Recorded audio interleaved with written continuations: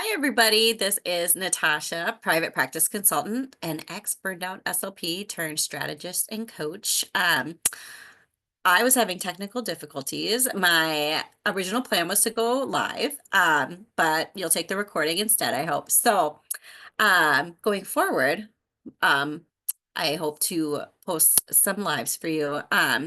I'm going to first start out by saying to all my fellow speech therapists out there, happy National Speech Language Hearing Month. And so today what I want to talk about is how to time block and really break it down into three simple steps. There's many ways that you can kind of approach this, but for the simplicity of this, I'm just going to go with one particular way, but know that there are many ways because it's different for everybody, what makes the most sense and what works for them. So if your calendar feels like absolute chaos, this is for you. So I'm going to show you three simple steps to kind of block your time block, but also know that this can, when done consistently, can save you up to 10 hours a week. So the first is to do a brain dump.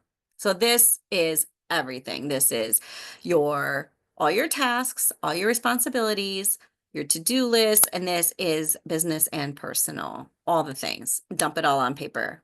Don't worry about categorizing anything, just dump it out because it just offloads so much of the mental load that we have from all the things that we are just thinking about in our brain. Oh, I got to do this. Oh, I got to just dump it all on paper. And then what you can do, and again, there's different ways you can go about this, but for the purposes of this video, I'm just going to use these three categories, but think kind of align them as such, which would be like start to categorize things as revenue generating tasks, admin and operational tasks, and then like life, personal, home, kids, whatever, in like a third task or third category. And then step two is to start building that ideal week for yourself. So what that can look like is, again, there's a few different ways to do this, but for this, I'm going to say use themes. So when and if applicable and possible, you theme as such. So like one could be just client days where you fill your day with just clients because that's your jam, that's what you're doing, and that's the energy that you're in for the day. Another day could be an admin day where you don't see any clients and you're doing all the back end stuff and all the different hats that we wear. So maybe you have to do some billing and you have to do some marketing and you have to follow up on emails and you have some other meetings. You can theme that day for those particular tasks. And going so on and so forth. So you could have like a personal day or a half day if you can't do a full personal day where you just go and you or say example, finish work early on say a Friday and you take the rest of the day to go get your nails done, go get a massage, or just read your favorite book that you've been meaning to read now and do that for a couple hours. And then of course there's family time. But I say those separately because although obviously we love to spend time with our family and or our children, that is not the same as taking personal self time. So keep them separate. But the idea is to make sure that we are filling those pieces first in our calendar. Because what we tend to do and where a lot of people struggle is we try and fit those things in later, or we block out all the time because we do, business or work first, and then kind of all the other things, and then appointments, and then we're like, oh wait, I don't have time for X, Y, and Z. So try and fill those pieces in first, and then the have tos, and then the should do's. And so there's so many things that I can go into on that, but for again, simplicity's sake, that's what I'm saying, is theme your days. So, and then the third is what we all in best practice is planning for the following week. And that should really be done ideally the same day, if also the same time of day. So it's a routine that you do. Now, this nugget that I want to leave with you that I want you to try, if you don't already do this, 'cause I don't know a lot of people who do this, is to plan your week before the weekend. So typically a lot of people will plan on Sunday, right? Because they're like, oh, okay, now I got to plan for Monday and, the rest of the week. What if you tried planning on Friday?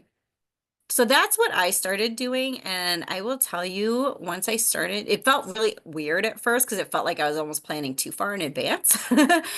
But what happens is, I know for me, it takes the mental load off of like that, almost that dread of having to plan. Like, then Sunday comes and you're like, oh, I still got to do this. Doing it on Friday really gives me the ability to completely unplug from anything work. And I can really enjoy my weekend, enjoy the time with my kids, and not have to worry that come Sunday morning or Sunday evening, like, oh my gosh, I still have to do all the things.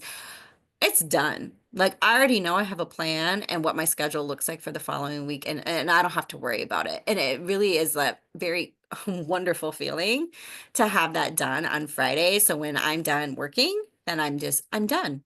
And my next week is planned for. So I say give it a try. So, if you want help, again, with designing your ideal week or any of these other strategies that I didn't get to in the video, because I want to keep this as simple as possible without getting into the weeds about things, I invite you to come take the Practice Breakthrough Assessment. So, what that involves is a questionnaire that you would fill out, and I will give you personalized feedback as well as a recorded review. Because I think that that's really important. So it's an individualized with a recording and a scorecard that I provide based on your answers. So you can message me. You can message me Breakthrough. You can just message me to ask me more questions. I'm happy to give you some more information and provide some more information that I didn't include on this video because I didn't want to get into the weeds again about it. But thank you for being here, and you can definitely get back your time. There's so many ways to do it, and I am happy to share as much as I can. And this is your first step. I say try planning on Fridays and see how it feels, and let me know because I'd love to hear.